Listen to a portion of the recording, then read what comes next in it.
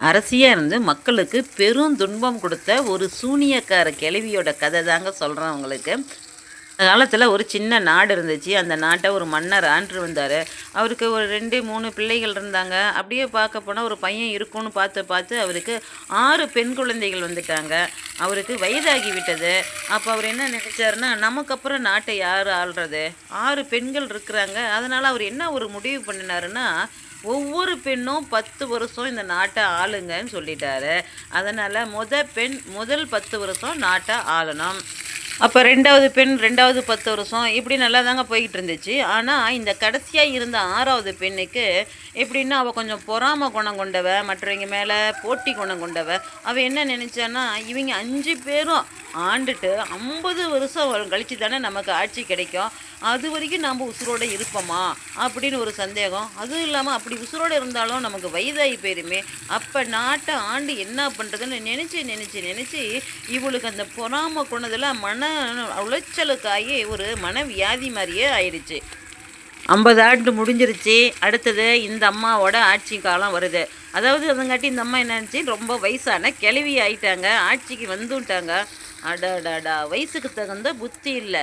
இது ஏற்கனவே மன வியாதியில் இருந்த உடனே, ஐயோ நாம் இந்த 10 வருஷம் ஆளுவோமோ, அதுங்காட்டி ஆள மாட்டோமோ அப்படின்னு சொல்லிட்டு அந்த வெறியில் மக்கள் மேலெல்லாம் இந்த வெறி குணமெல்லாம் திரும்பிடுச்சு. மக்களுக்கு அதிக வரி போடுறது, துன்பத்தை தர்றது, அவங்களுக்கு சரியான முறையில் உணவுப் பொருள் நீர்லாம் தரதே இல்லை. மக்களை ரொம்ப துன்புறுத்த ஆளாக்கிட்டாங்க. மக்களுக்கு இந்த கிழவி ஆட்சி பிடிக்கல. ஆனால் என்ன பண்ணுறது, ஒன்றுமே பண்ண முடியல. துன்பத்திலேயே இருந்தாங்க. என்ன தெரியுமா அந்த கிழவி பண்ணுவா, 2, 3 பேரை கூப்பிட்றது, அவங்களுக்குள்ள சண்டையை ஏற்படுத்துறது, ஜெயிச்சவங்களுக்கு பரிசு தரங்கிறது. அதனால் என்ன பண்ணுவாங்க, ஒரு சிலர் அடித்தடியில் பலர் கொல்லப்பட்டார்கள். அதனால் இந்த அம்மா என்ன நினச்சிக்கிட்டுச்சின்னா, ஆஹா நாம் நினச்சா எல்லாத்தையும் செய்யலாம், நான் தான் ராஜா, நான் சொன்னது தான் சட்டம், இதுக்கு வேறு வழியே இல்லை அப்படின்னு ரொம்ப அகங்காரத்துலேயும் ரொம்ப கொடுமைப்படுத்த ஆரம்பிச்சிருச்சு இந்த அம்மா. ஆமாங்க, வயதானா நல்லவங்களுக்கு நல்ல எண்ணங்கள் வளரும். இதே மாதிரி இந்த கெட்டெண்ணம் பிடிச்ச அம்மாவுக்கு வயது ஆக ஆக தீய எண்ணங்களும் ரொம்ப அதிகமாக போயிடுச்சு. மற்றவங்களை துன்புறுத்தி இன்பம் கண்டது.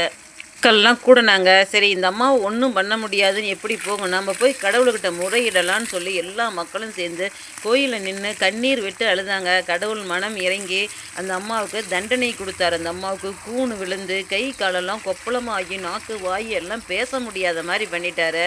அதுக்கப்புறம் அவங்க சகோதரிகள்லாம் வந்து மக்களுக்கு நல்ல ஆட்சி கொடுத்தார்கள். அந்த கிழவியால் தன்னோட அரசாட்சியை கூட அதால் ஆள முடியல. அதனுடைய கெட்ட எண்ணத்தினால மக்கள் அதுக்கப்புறம் எல்லோரும் நல்லா சந்தோஷமாக இருந்தாங்க. ஆமாங்க, ராஜாவாக இருந்தாலும் சரி, சாதாரண மனிதர்களாக இருந்தாலும் சரி, நாம் என்ன செய்கிறோமோ அதுக்குரிய பலன் கண்டிப்பாக கிடைக்கும். அதனால் நாம் இருக்கிற காலம் கொஞ்ச காலம் நம்மளோட இருக்கிறவங்களுக்கும் மற்றவங்களுக்கும் நம்மளால் முடிஞ்ச நல்லதையும் செஞ்சு நாமளும் நல்லா இருக்கலாம், அவங்களையும் நல்லா வாழ வைக்கலாம். வாழ்கிற காலம் கொஞ்ச காலம்தான். அதில் சந்தோஷமாக இருந்தால் சந்தோஷமாக வாழலாம். ஓகேங்களா? நன்றி, வணக்கம்.